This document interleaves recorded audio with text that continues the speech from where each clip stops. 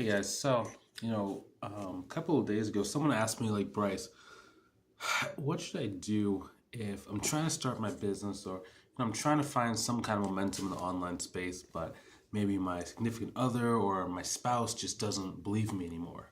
And maybe you have a husband or you have a wife, and that person maybe is not as encouraging of your goals anymore as maybe what they once were, or for whatever reason, they just don't believe in you. And I kind of have like a really interesting perspective because I've seen both sides of that, right? Even just kind of like growing up in different things, right? So maybe I can kind of share some light into maybe how you can handle it from both sides of perspective, and really come out on top, because it's very demoralizing when you're trying your best, you're trying to make moves, but maybe just in the past things haven't worked out the way that you would have hoped, or maybe you're not quite as far in your career, or your journey as what you would like, and you're just kind of looking to move forward, but it's tough. So, like, for example, for me, when I was growing up, like, my parents, they were really, middle class, right? So my mom worked in like finance. My dad had a lot of different like jobs, and he was like taking care of like different investments and stuff that him and my mom were finding. But for a majority of their career, my mom was making really really good money compared to him. So that kind of led to kind of a rift or disappointment between like the two of them, right? And the reason why that was kind of hard was because, like, not, I don't know, not every single person is built for a career, like everyone else. Everyone's kind of different, right? Like, some people, like, they like having different jobs, like having a lot of variety in their career. Maybe they're really just meant to have a business, but it's just they just don't have the skill set yet to grow it, right? And many people watching, including myself, like, I was in that position. Like, I wanted to start my business, back in 2015 when I started, but I didn't have like the necessary skills. I knew how to do sales, I knew how to do marketing. The internet was just so frightening and like overwhelming for me. I didn't know what to do there, and it's just really kind of interesting. So whenever I remember, like, very vividly, my dad used to love watching like YouTube videos, right? And like there would be like different people like teaching like different things, and he would love to like learn and stuff.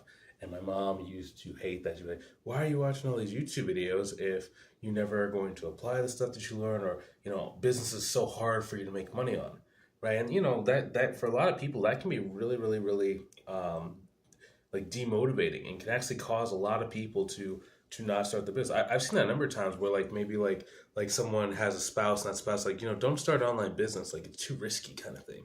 And then you end up like being in your career for an extra like 5, 10, 15, 20 years, long as you had to, and you don't really are not able to enjoy your life. You're kind of stuck in that corporate grind. Some people have jobs they don't like, some people have bosses they don't like.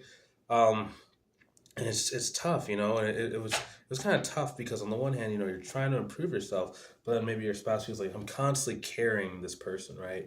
And that's not good for everybody. But so what happened was right around the time when he was ready to retire. So we basically retired, and I was like, okay, you've done a really good job. Up to this point, you did a lot of stuff well.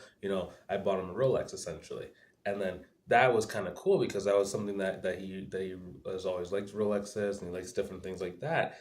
And part of the journey was like, so they had during COVID they had a couple of like rental properties that did really well, and so he was able to retire, and he was able to kind of get some stuff going. And while he was retired, he basically started watching some of my like YouTube videos, right? Because he likes watching YouTube videos, so he started watching some of my videos. And then he was like, he always had a just kind of like kind of an artistic side and like different things, and like he was always crafting and making and doing like different hobbies. So he decided to start doing like some metal like sculptures, right? So he was like building these like at first they were small, and they started getting bigger and bigger. Pretty soon they started being like 7 feet, 8 feet tall sculptures.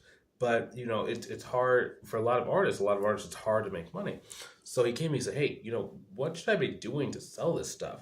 So basically sat down, wrote out like a game plan. This is how I'd be thinking about the artist, how I'd be selling it, this is how I'd be pricing it, right? And it's in the first year, I think he did about like between 45 to like 50K. But the second year that he was doing it, he made $110,000 selling sculptures.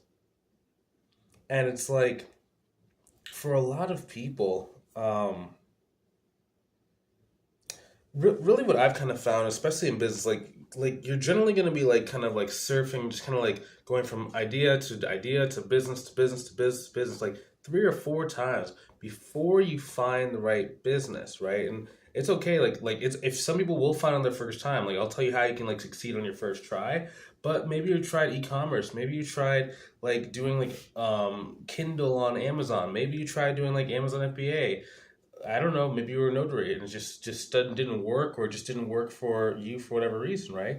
But it's all about staying in the game, trying new things. Don't get discouraged when things don't quite work out. That's totally normal for business owners. Most business owners don't do well their first time. It wasn't until I tried 4 different business models before I actually found accounting and bookkeeping that worked for me, right? And then once I got good at accounting and bookkeeping, then coaching was a very simple addition, because it's really the same business model. It's just that people want to see what you're doing and just have you teach them. So it's really the same business model, right? But it's all the same principles. So for him, the key was being able to stay in the game, find the encouragement, and then go seek out people that could actually help him go get to that next level, right? For some of you guys, maybe you don't have someone like me in your family that you could go to, right? But I'm still here on your YouTube, like you're watching me right now. So I'm here for you anytime that you want. You can just like, join our mentorship program and stuff like that. But whether you do my mentorship program or someone else, get around people that have been where you're trying to go and can help you get to that right spot. And remember, it's never too late to win. Doesn't matter if everyone believes in you, doesn't matter if no one believes in you. I believe in you.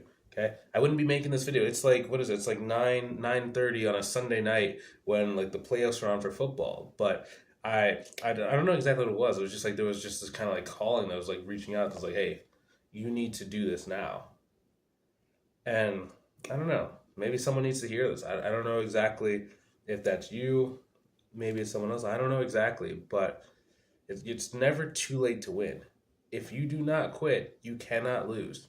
You cannot fail as long as you're in the game. Okay? So, as always, I'm here for you. I'm rooting for you. And I'm watching from afar. I'll see you in the next video. Take it easy. I believe in you. You can do this.